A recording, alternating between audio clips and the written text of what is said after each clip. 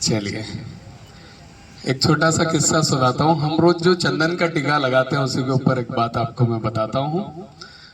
जो चंदन का टीका लगाते हैं, एक बार एक विदेशी वृंदावन पहुंचा, विदेशी नागरिक था, वृंदावन वृंदावन पहुंचा। वहां उसने 10 रुपए का गोपी चंदन करके एक आता, उसकी एक डिब्बी खरीदी और दुकानदार से बोला कि इसकी एक्सपायरी डेट क्या है।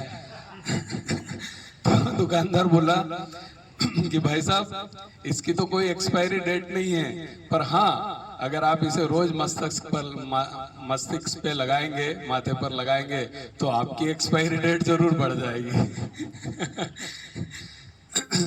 एक छोटी सी कहानी, एक छोटा सा किस्सा। एक बार क्या होता है, गरीब ब्राह्मण रहता है गांव के अंदर, काफी गरीब रहता है। वो थोड़ा थोड़ा करके पैसा अपना इकट्ठा करता है, उसकी लड़कियां होती है तो कुछ पैसा इकट्ठा करके वो वहीं के गांव के एक बनिया जो होता है उसको पैसा दे देता है कि मेरी बच्ची की जब भी शादी होगी मैं तुमसे ये पैसा वापस ले लूंगा, आपको जो ब्याज देना हो देना, नहीं देना कोई बात नहीं, पर आपके पास ये रखो। बिना लिखा पढ़ी के वो पैसा अपने उस गांव के बनिया को दे देता है। ठीक है, लड़की बड़ी हो जाती है, शादी का समय आता है तो गरीब ब्राह्मण जो होता है ये उसके पास जाता है, बने के पास, और बोलता है मैंने आपको जो रकम दी थी वो मुझे वापस लौटा दीजिए, मेरे बच्चे का विवाह है, शादी है। तो वो बनिया उसको पहचानने से मना कर देता है कि कौन और कब दिए तुमने मुझे पैसे।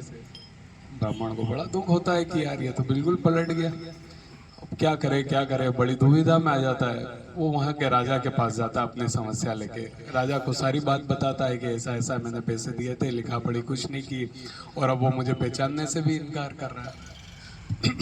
राजा कहते हैं पूरी बात सुन के कि अच्छा ठीक है, कल मेरी सवारी उस सेठ के घर के सामने से गुजरेगी, तुम एक काम करना, उसके पहले ही जो एक नुक्कड़ आता है तुम वहां पर मुझे मिल जाना। सेठ का घर आता है उसके पहले ही एक नुक्कड़ आएगा, एक चौराहा आएगा, वहां पर तुम मुझे मिलना, बस मैं तुम्हारी सारी समस्या हल कर दूंगा। ठीक है। जो गरीब ब्राह्मण होता है वो चौराहे पे खड़ा हो जाता है जहाँ की बात होती है। राजा की सवारी आती है, राजा उसको अपने साथ रथ में बिठा लेते हैं और चलते हैं आगे। सेठ का घर आता है, उस सेठ के घर के सामने ही और सेठ की आंखों के सामने उसको अपने रथ में से उतारते हैं। सेठ देख के चौंक जाता है कि यार इसकी पहचान तो राजा तक है। तो वो डर जाता है कि यार ये राजा को पता नहीं मेरे बारे में कुछ बता नहीं दे, तो वो तुरंत सारा पैसा ब्याज सहित उसके घर ला जाकर देता है और क्षमा भी मांगता है। तो ब्राह्मण सोचता है कि देखो एक राजा के समीप जाने से, केवल राजा के समीप जाने से मेरा यह सब कार्य हो गया। अगर हम उस परम पिता ईश्वर के समीप चले जाएं तो हमारे कितने कार्य बड़ी आसानी से हो जाएंगे। ये इस कहानी का सार था कि परम पिता से हम अपनी निकटता बढ़ाएं, समीपता बढ़ाएं तो हमारे सारे कार्य आसान हो जाएंगे। सभी को बहुत बहुत धन्यवाद। अब एक बहुत अच्छा छोटा सा भजन करते हैं और उसके बाद हम सूर्य आराधना करेंगे।